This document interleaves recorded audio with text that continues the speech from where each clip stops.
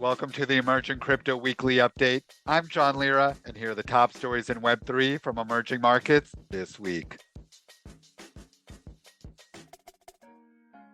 Outgoing Montenegrin Prime Minister Dritan Abazovic, along with political parties and NGOs, has called for an investigation by the Special State Prosecution into alleged business relations between Kwon, the founder of collapsed cryptocurrency company Terraform Labs, and former finance minister Milojko Spajic, leader of the Europe Now political movement in Montenegro.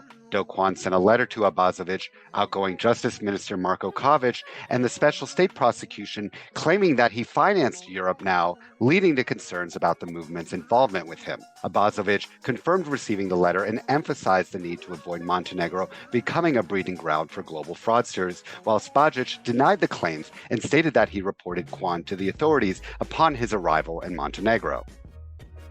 JPMorgan Chase has partnered with 6 Indian banks, including HDFC Bank, ICICI Bank, and Axis Bank, to introduce a blockchain-based platform for settling interbank dollar transactions in Gujarat International Finance Tech City. The pilot project, using JPMorgan's blockchain platform Onyx, aims to enable real-time settlement round the clock, overcoming the limitations of the existing system that takes hours and excludes weekends and public holidays.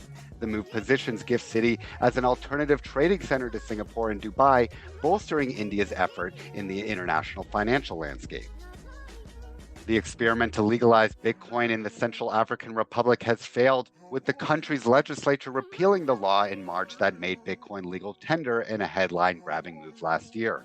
The low internet penetration rate of less than 12%, infrastructure deficit, and high internet prices in the CAR pose significant challenges to adopting Bitcoin as a transacting currency.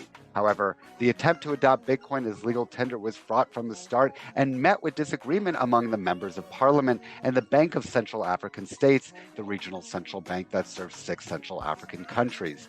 Now that the dust is settling, the question remains, is anywhere in Africa ready to adopt cryptocurrency as legal tender? A public-private partnership in El Salvador, known as Volcano Energy, plans to invest $1 billion in creating a large-scale Bitcoin mining farm. The project will be backed by key Bitcoin industry leaders and renewable energy developers utilizing solar and wind energy in the power generation park in the municipality of Metapan. The El Salvador government will hold a preferred participation equivalent to 23% of the revenues, while private investors will hold 27%, with the remaining 50% reinvested into the infrastructure. The stablecoin provider Tether confirmed its participation in the initial investment without specifying the amount contributed. And that's all for this week. If you enjoyed the video, hit that like and subscribe button and turn on notifications to stay up to date with us. We also produce a weekly newspaper packed with the latest Web3 news from emerging markets and more. The link to get access is in the description below. And if you really like the video, share it with your friends and leave a comment. We'd love to hear from you. Thanks for watching, and we'll see you next week.